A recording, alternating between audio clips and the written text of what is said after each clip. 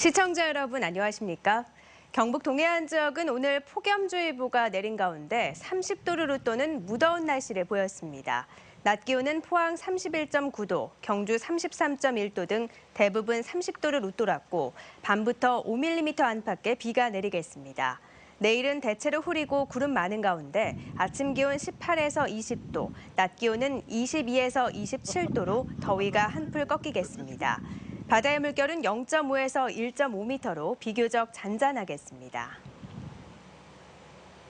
다음 달 초면 경상북도 의회와 대부분의 시군의회에서 임기 2년의 후반기 의장을 뽑는데요.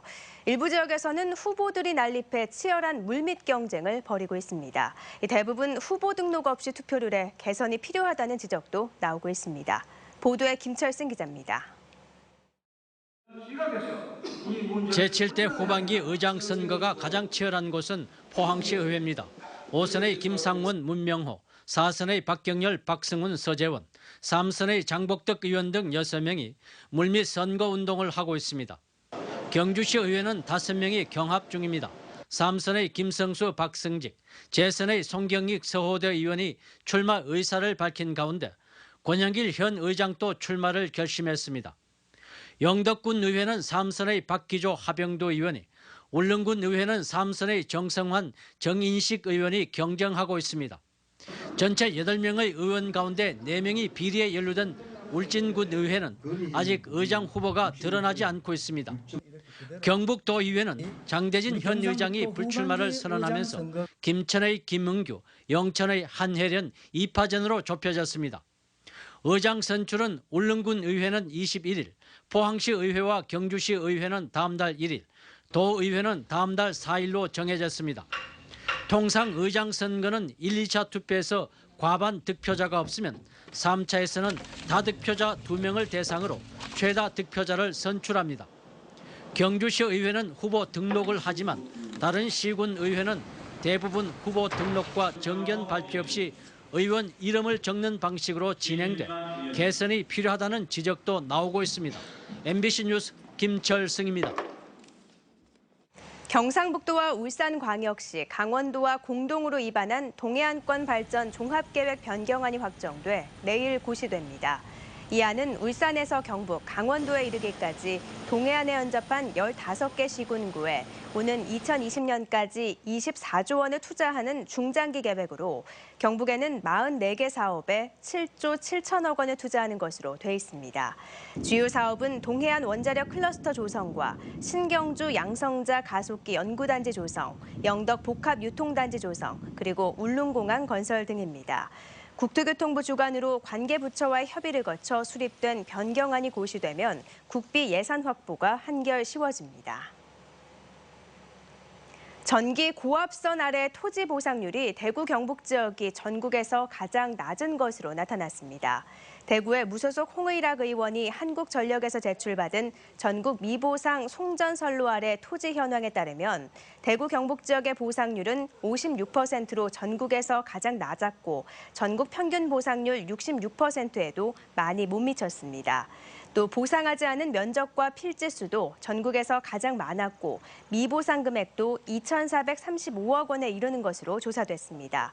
한전 측은 대구 경북이 상대적으로 면적이 넓고 산이 많은 지형적 특성을 가지고 있는 데다 동해안에 원전이 밀집해 있기 때문이라며 보상 완료 기간을 10년 단축해 2020년까지 보상을 끝낼 예정이라고 밝혔습니다. 20대 국회가 개원하자마자 서울과 경기 지역 국회의원들을 중심으로 수도권 규제 완화 움직임을 노골화하고 있어 비수도권 광역지자체들이 반발하고 있습니다. 경기도 이천의 새누리당 송석준 의원은 수도권 규제를 골자로 하고 있는 수도권 정비계획법을 폐지해야 한다며 관련 법안을 대표 발의했습니다. 이 때문에 비수도권 14개 광역자치단체장들의 모임인 지역균형발전협의회는 성명을 내고 수도권 규제는 더 강화돼야 한다며 수도권 정비계획법 폐지 법률안의 즉각 철회와 강력 대응 방침을 천명했습니다. 대구 경북 지역 국회의원들도 수도권 규제 완화 움직임을 예의주시하면서 비수도권 의원들과 공동 대응에 나설 계획인 것으로 알려졌습니다. 남북권 신공항 범시도민 추진위원회는 오늘 대정부 건의문을 발표했습니다. 대구시와 경남북 대표 등 100여 명이 참석한 가운데 발표한 건의문에서 추진위는 정부가 공정한 입지 발표를 할 수 있도록 차분하게 대응해왔지만 최근 백지화나 김해공항 확장 가능성이 제기되고 있다며 우려를 표시했습니다. 이어 신공항은 국가 균형 발전과 미래 국익 차원에서 접근해야 한다며 국가 제2관문 공항 기능으로 건설돼야 한다고 강조했습니다. 경상북도는 계속된 고온 현상으로 제선충병 매개충인 솔수염 하늘소와 북방 하늘소가 날아다니는 우화 시기가 빨라졌다며 올해 피해가 커질 수 있다고 밝혔습니다. 경상북도는 이에 따라 오는 8월까지 항공과 지상 방제 횟수를 늘리고 소나무 이동 단속을 강화하기 위해 감시 인력을 확충합니다. 경북 지역 산림 면적 가운데 소나무류가 31%에 이르며 16개 시군에 제선충병이 발생해 150만 그루의 소나무를 베어냈습니다. 포스텍은 기계공학과 김기현, 화학과 김성지 교수와 서울 아산병원, 광주과학기술원 공동연구팀이 다광자 현미경을 이용해 생체 조직 내 세포를 기존보다 10배가량 빠르게 촬영할 수 있는 기술을 개발했다고 밝혔습니다. 연구팀은 형광 특성이 있는 목시플록사신 항생제를 안구에 넣어 항생제가 각막에 침투하는 과정과 피부나 소장, 방광 등 세포를 고속 촬영하고 생체 조직 안 세포의 실시간 움직임도 고해상도로 촬영하는 데 성공했습니다.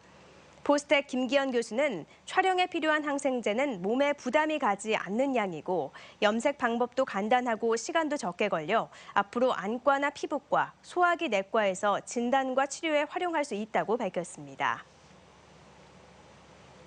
포항상공회의소는 오늘 심사위원회를 열어 포항제철소 선강조업지원 외주파트너사 임원으로 현대자동차 흥해대리점 최영환 대표를 최종 선정했습니다. 최 대표는 올해 56살로 포항 동지중과 대구 영남고, 영남대 토목공학과를 졸업했고 승호종합건설 대표이사 등을 거쳤고 현재 포항 JC 특우 회장도 맡고 있습니다. 이번에 선정된 임원은 2, 3년간 외주사 임원으로서 경영 능력을 다진 후 대표이사로 선임될 예정입니다. 국립수산과학원은 양식 넙치에 피해를 입히는 어류 기생충의 일종인 스쿠티카충의 예방 백신을 개발했다고 밝혔습니다. 이번에 개발한 백신은 국내 최초의 어류 기생충 예방 백신으로 임상실험 결과 백신 접종을 받지 않은 넙치에 비해 생존율이 63%로 높아 생산량 증가에 도움이 될 것으로 기대됩니다. 국립수산과학원은 백신의 상용화를 위해 의약품업체를 대상으로 기술 이전을 추진 중이라고 밝혔습니다. 오늘 오전 8시 5분쯤 경주시 석장동의 한 청소년 체험관 공사 현장 사무실에서 원인을 알 수 없는 불이 나 소방서 추산 4,300만 원의 재산 피해를 내고 1시간여 만에 진화됐습니다. 소방당국은 식당 쪽에서 불이 시작됐다는 경비원의 진술 등을 토대로 정확한 화재 원인을 조사하고 있습니다. 포항제철소는 오늘 임직원과 학부모 등 200여 명이 참여한 가운데 포항 상대초등학교 등 8개 초등학교 인근 10곳에 통학안전시설인 옐로카펫을 설치했습니다. 옐로카펫은 횡단보도나 신호대기 공간에 노란색 알루미늄 스티커를 붙인 통학안전시설로 낮에는 물론 밤에도 사람이 다가오면 자동으로 켜지는 태양광 램프가 부착돼 있습니다. 화이팅! 경북지방경찰청 이전이 내년 상반기에서 오는 2018년으로 연기됐습니다. 경북경찰청은 당초 올해 말까지 경북도청 신도시에 새 청사를 지어 내년 상반기에 이전하기로 했지만 공사업체가 내부 사정으로 공사를 포기해 주관 시공사가 바뀌면서 공정률이 11.5%에 머물고 있다고 밝혔습니다. 경북경찰청은 내년 말까지 새 청사 건립을 끝낸 뒤 2018년 2월이나 3월쯤 이전할 방침입니다. 한국 매니페스토 실천본부가 전국 17개 시도를 대상으로 2014년 7월부터 2015년 12월까지의 공약 이행 여부를 평가한 결과 대구시와 경상북도는 가장 높은 점수인 최우수를 받았습니다. 이번 평가는 시민사회 활동가와 교수 등 50여 명으로 구성된 공약이행 평가단이 했습니다. 이상으로 포항 MBC 이브닝 뉴스를 마칩니다. 고맙습니다.